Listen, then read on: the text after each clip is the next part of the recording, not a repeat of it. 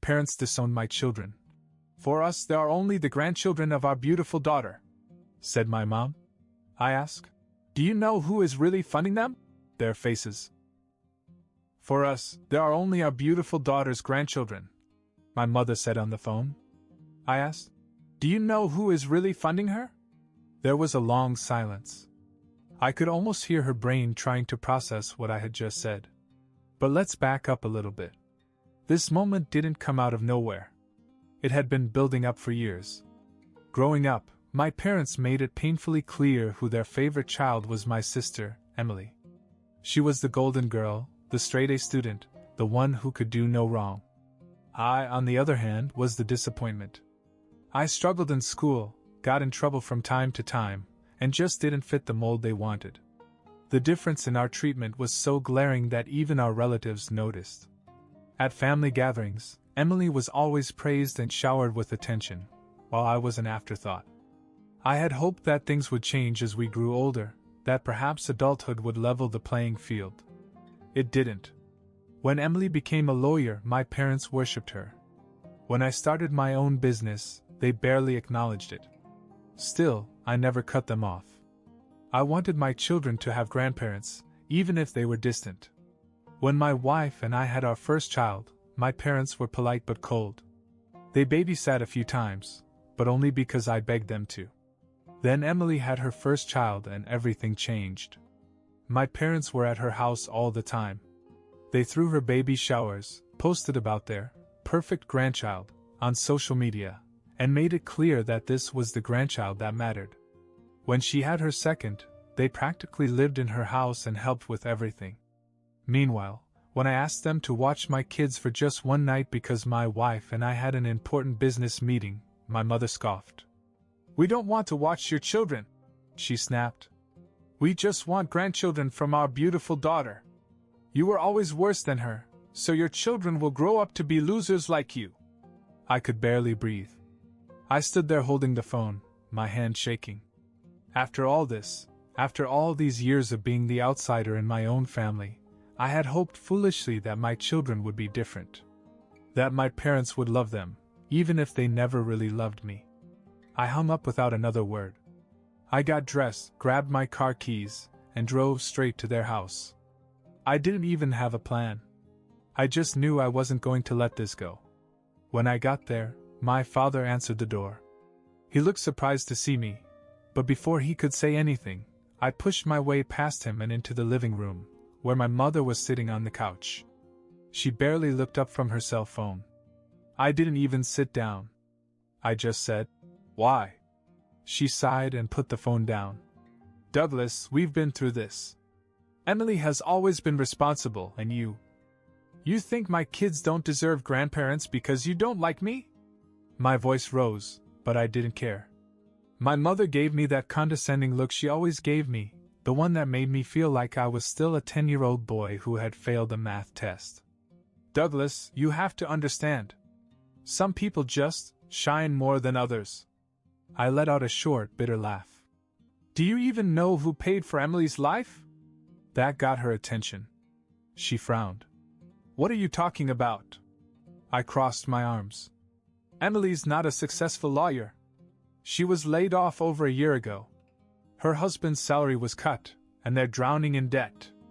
For the past 15 months, I've been paying their rent, their kids' school fees, and even some of their credit card bills." My father, who had been listening behind my mother, turned pale. My mother's face fell in confusion. "That's ridiculous," she scoffed. "She would have told us. She didn't because she didn't want you to know that your perfect daughter was struggling. And before you start making excuses, do you know why she won't leave her husband? Because he beats her. And you know what else? She hates the way you treat her like a child. She complains that you control her every move." My mother's jaw actually dropped. For the first time in my life, I saw her speechless. My father looked like someone had just punched him in the stomach. And that was just the beginning. Silence.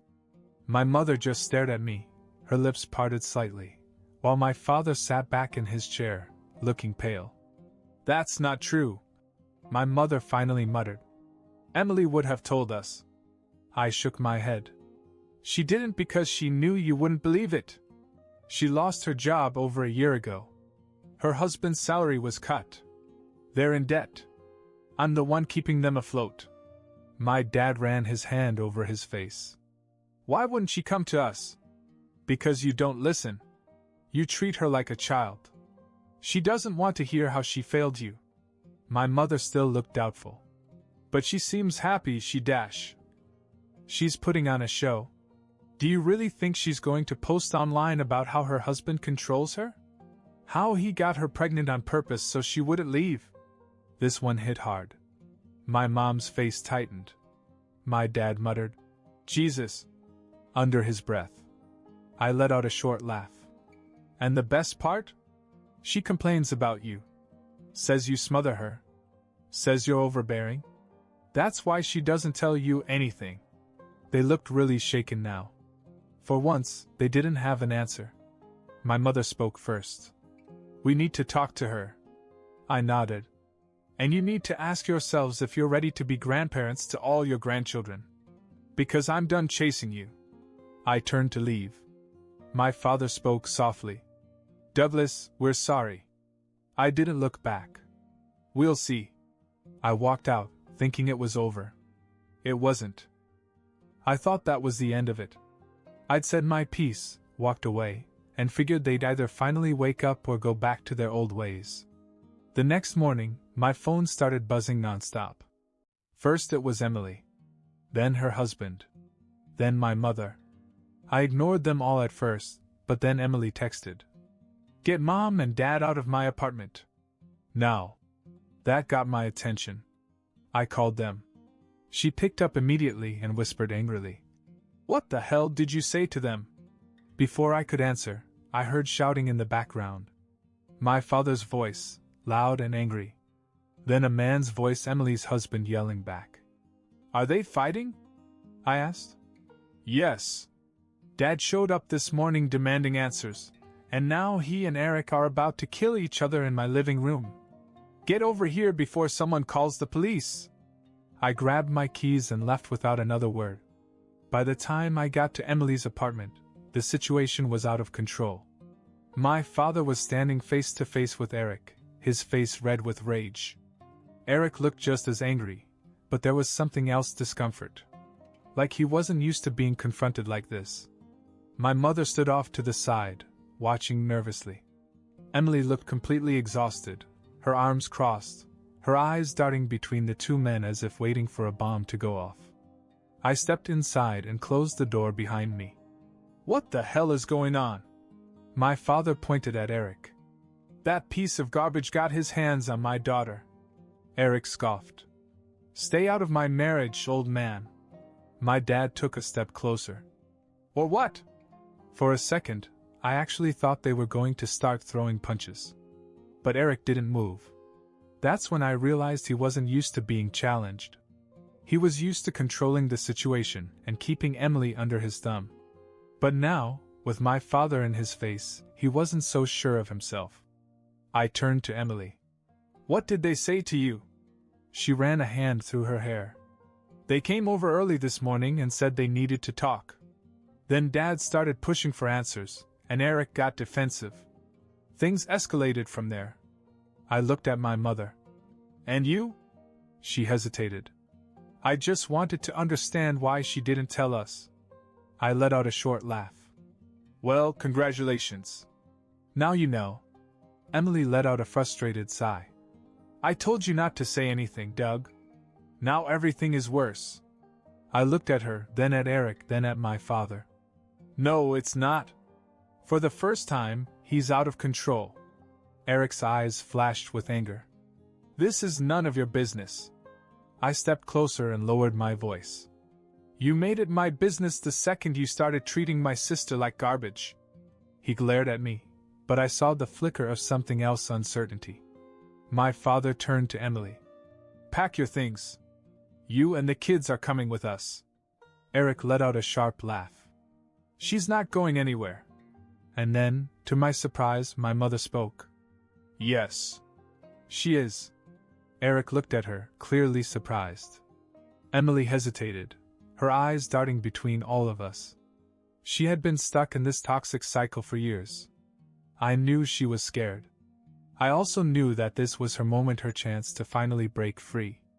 And then she did something none of us saw coming. She said, "Okay." Eric's face darkened. "You're not serious." Emily took a deep breath. "I am." Eric took a step toward her, but this time my father blocked his path.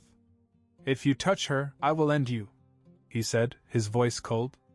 Eric didn't move. He just stood there, fists clenched, breathing heavily. And then he said, "You will regret this." That's when I knew this wasn't over. Not even close. Eric stood there for a moment, breathing heavily, his fists clenching and unclenching, as if debating whether to throw a punch.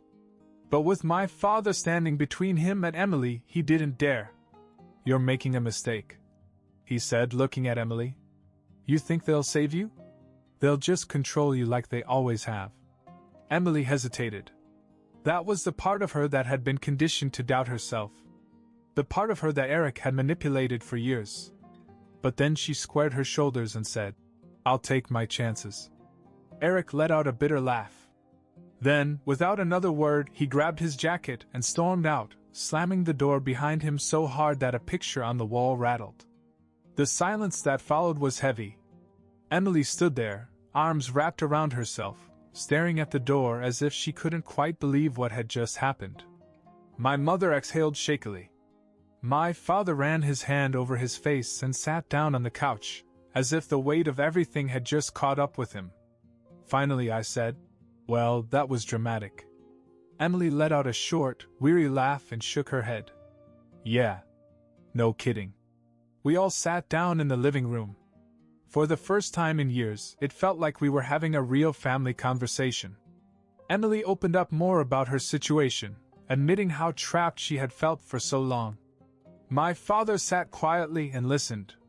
My mother still looked overwhelmed, but to my surprise, she actually showed concern instead of just shrugging it off. "I just don't understand," she muttered. "Why didn't you tell us before?" Emily sighed. "Because I knew you judged me. And I knew you tried to fix things your way instead of listening to what I needed." That hit my mother hard. She nodded slowly, like she was finally starting to get it. Then, predictably, the change happened. In spite of everything, my parents still put Emily first. They immediately started talking about how they could help her, offering to let her move in with them, saying they'd help with the kids, making plans. I sat back and watched because I knew exactly how this was going to go. They'd rally around her because she was still their golden child. But something was different this time. Because when my father turned to me, he said, "Douglas, I know you've done a lot for her. I didn't realize how much. I should have." I just nodded. "Yes. You should have." For the first time, he didn't get defensive. He just nodded back. And that was the start of something new. A few weeks passed. Emily stayed with my parents while she figured out her next steps. Things weren't perfect, but they were different. My parents still favored her, but they also made an effort to include me more. My father even called me a few times just to talk something he had never done before. But then, one night, I got a text from an unknown number. "You think this is over? Watch your back." I knew exactly who it was from. Eric. The next morning, I showed up at my parents' house. Emily was sitting in the kitchen with my mom, drinking coffee. She looked tired but more herself. Stronger. I put my phone down on the table. Eric's trying to start something. Emily's face tightened. She read the message and sighed. "Ignore him. He's just trying to scare you." "He's not trying to scare me," I said. "But I don't trust him not to do something stupid." Just then, my father walked in. "What's going on?" I showed him the text. He read it slowly, then looked at me. "You want me to handle this?" That took me by surprise. "You?" I asked. He nodded. "Yes. Me." I studied his face. He was serious. For the first time in my life, my father was standing up for me without me having to ask. I let out a breath and shook my head. No. I got it. He nodded. All right. But if he tries anything, call me. I don't know why, but that hit me harder than anything else. He had never supported me before. Not like this. And for the first time, I felt like I had a real father. I wasn't afraid of Eric. But I knew guys like him, cowards who only felt powerful when they were in control. And now that he had lost it, he was unpredictable. I half expected him to try something, but I didn't think it would be so soon. That night I was locking up my shop when I noticed a car idling across the street. At first I didn't think much of it. But then the driver's side door opened and Eric got out. I sighed. Of course. He walked toward me with that cocky grin, hands in his jacket pockets. So this is where all the money comes from, huh? Your little business? I didn't answer. I just crossed my arms and waited. He took a step closer. You really think you won? That she'll stay away from me forever? You don't know her like I do. She needs me. I laughed. She needs you like a hole in the head. That wiped the smirk off his face. You've been in my business since day one. Meddling. Making her think she could live without me. She can live without you, I said. That's kind of the point. His jaw clenched. You're a real pain in the ass, you know that? Yeah, I've been told.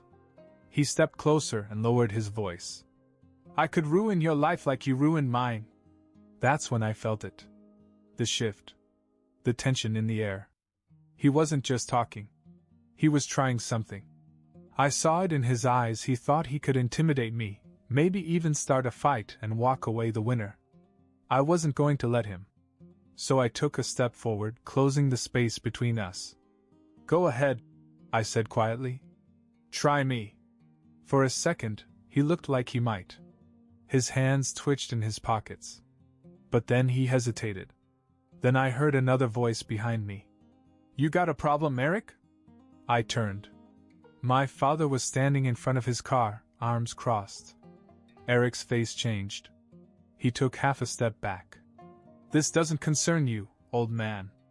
My dad took a step forward. It does if you threaten my son. My son. I don't think I'd ever heard those words come out of his mouth with so much weight. Eric looked between the two of us, as if trying to decide if this was worth it. Then, just like that, he scoffed, turned and walked back to his car. As he drove away, my dad exhaled. Coward! I turned to him. How did you know? I had a feeling, he said. Thought I'd check in. I didn't say anything. I just nodded. For the first time in my life, my father had decided to support me. No hesitation. No conditions. And damn, it felt good. After that night, Eric didn't try anything again, not directly. But Emily began to get messages from him. At first they were apologies. Then, when she didn't respond, they became guilt trips.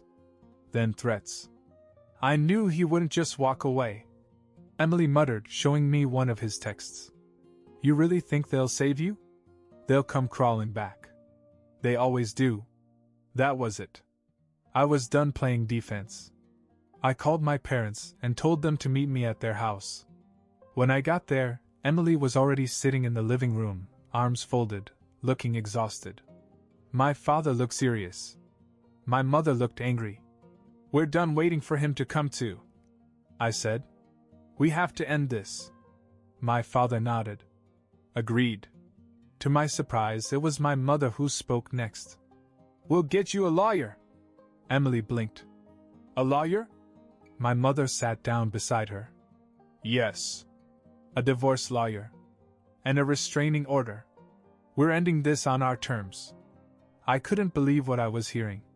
My mother, who had spent her whole life trying to control Emily, was now taking action for her instead of against her.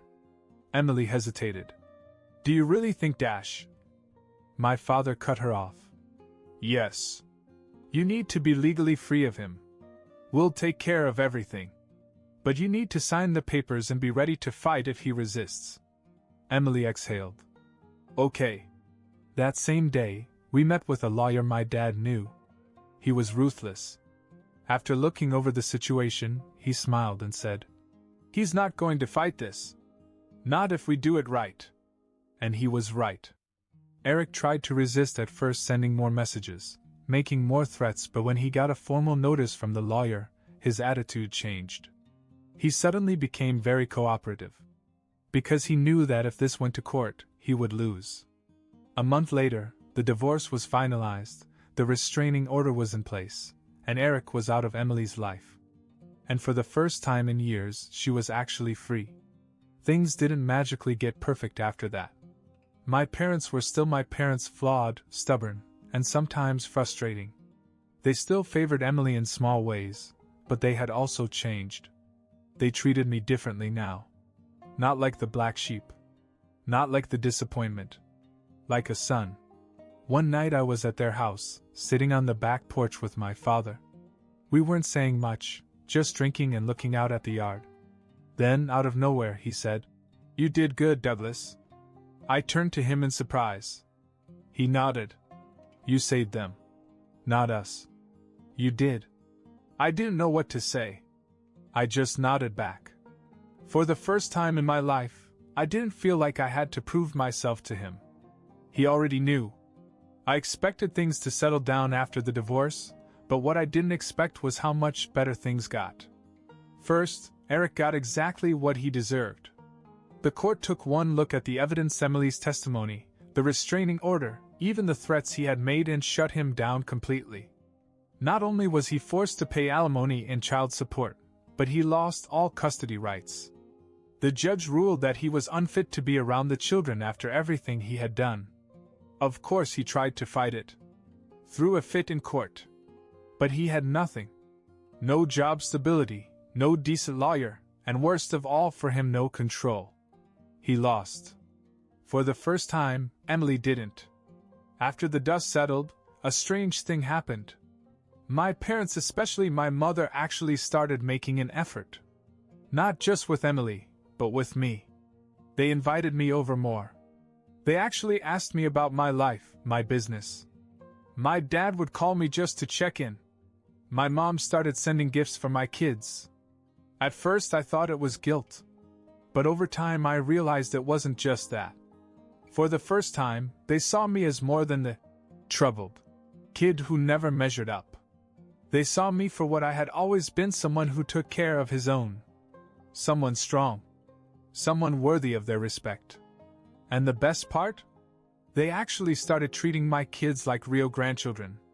They babysat. They showed up at birthdays. My mom even started bragging about them the way she used to brag about Emily's kids. I'm not going to lie and say that it completely erased the past. It didn't. But for the first time, I wasn't holding on to all that anger. I wasn't chasing their approval. I already had what mattered. My wife. My kids.